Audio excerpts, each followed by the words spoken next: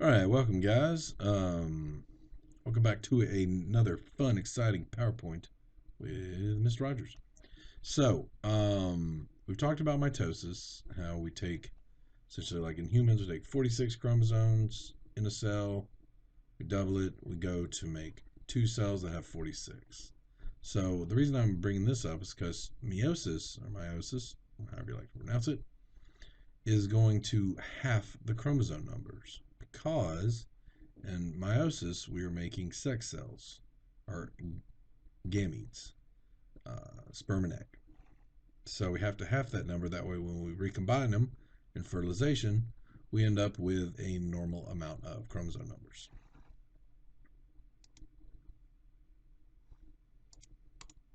All right, production of gametes.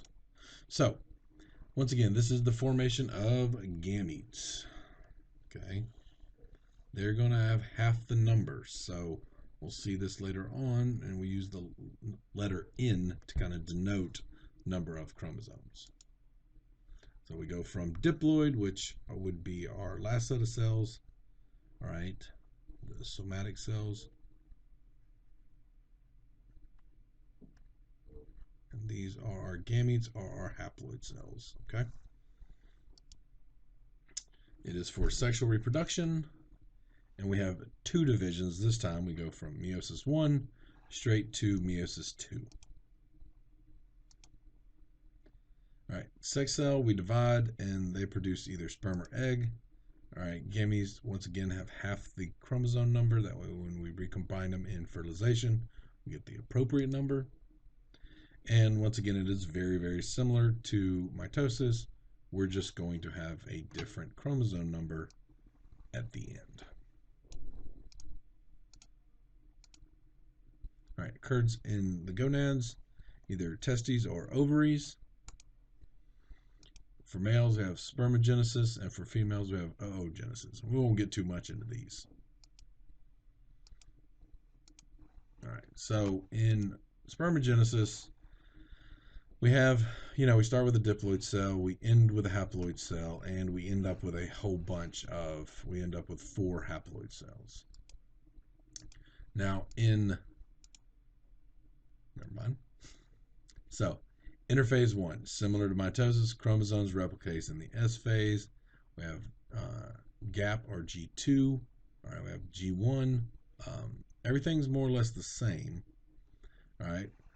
This time we have each duplicate chromosomes. We're going to call them those sister chromatids. All right, just like last time, we have our, all right, with our centromere holding it together. We have one sister chromatid. We have two sister chromatids.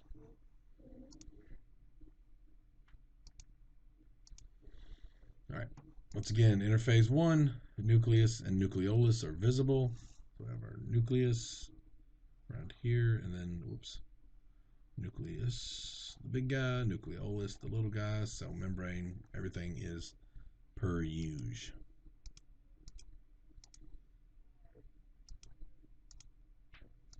All right, so meiosis 1 is we're going to have a lot going on in prophase 1.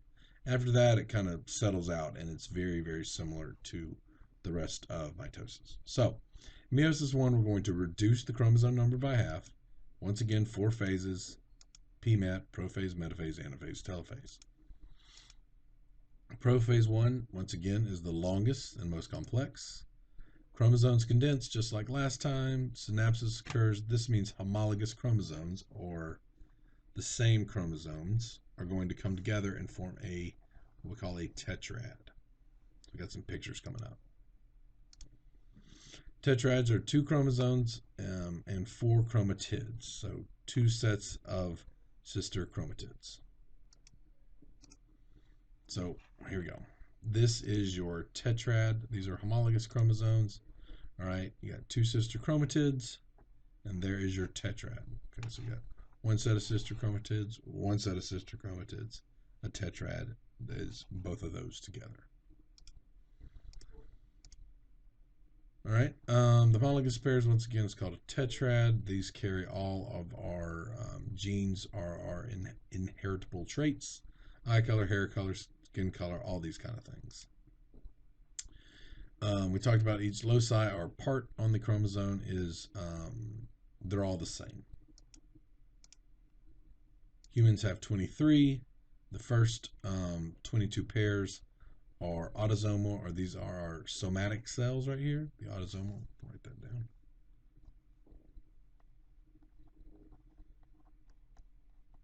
These are our somatic cells. And then the last pair is our sex chromosomes, either XX or XY. All right, so like I said, each loci has similar things.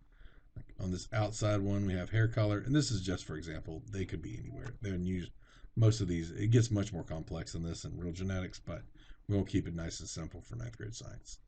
So hair color on this outside sister chromatid, hair color on this other one, eye color on this outside chromatid, outside. They're kind of mirror images of each other, right? Now, during prophase 1, we have what's called crossing over, and this is the big thing. So, crossing over occurs between non-sister chromatids. So let me.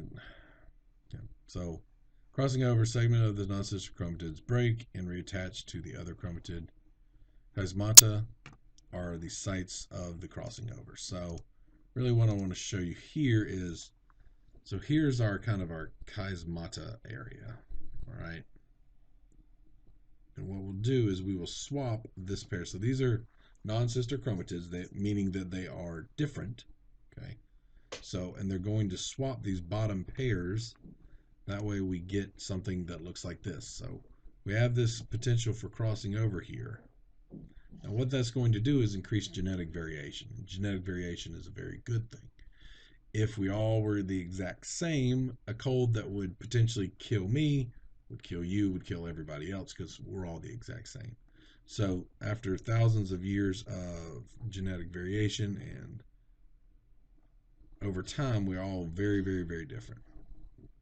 This crossing over increases that genetic variation, which is a very good thing. So the bigger of the two chromosomes are X chromosomes. So this would be a female with XX. This would be a male with XY. All right. So once again, you see right here, we have, well, I guess, no, never mind. You don't see right here, but we would have crossing over here. All right. Once again, prophase, you see no nucleus. You see no nucleolus. The chromosomes have condensed into chromatids. We have our centrioles. We have our spindle fibers.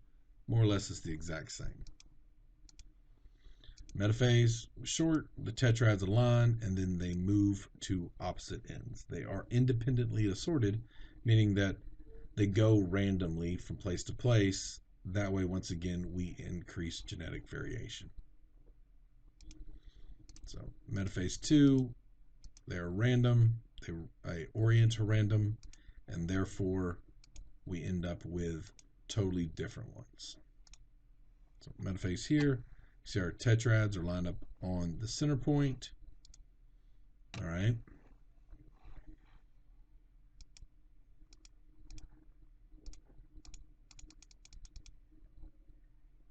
Anaphase 1. All right. We have homologous chromosomes separate and pull towards opposite ends. The sister chromatodes remained attached. So our tetrads are going opposite directions. So our tetrad, this was our tetrad together. Here, one goes one way, one goes the other. Telophase 2, or sorry, telophase 1. Each pole is now haploid, so we've half the chromosome numbers that we started with. All right. So we are at 23. Cytokinesis occurs, and we end up with 2 daughter cells. So other than the crossing over and the fact that we have tetrads, prophase 1, 2, or sorry, PMAT 1 is more or less the exact same as mitosis 1.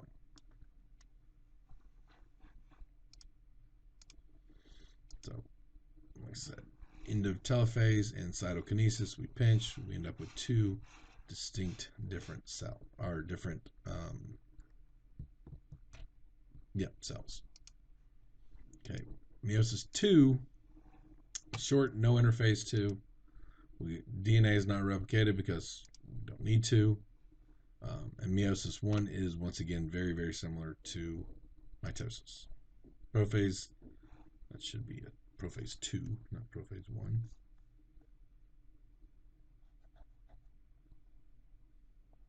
There we go, typo. Prophase 2, same as prophase in mitosis. Nuclear envelope breaks down. It doesn't ever really reform. Spindle fibers show up from our centrioles. Our sister chromatids will line up on the middle. In metaphase, boom. Anaphase, we pull them apart. Telophase or telophase, however you like to pronounce it. The nucleus starts to reform, cytokinesis occurs, and we end up with 4 haploid daughter cells. We end up with gametes as opposed to somatic or body cells. Boom, we end up with our 4 different cells.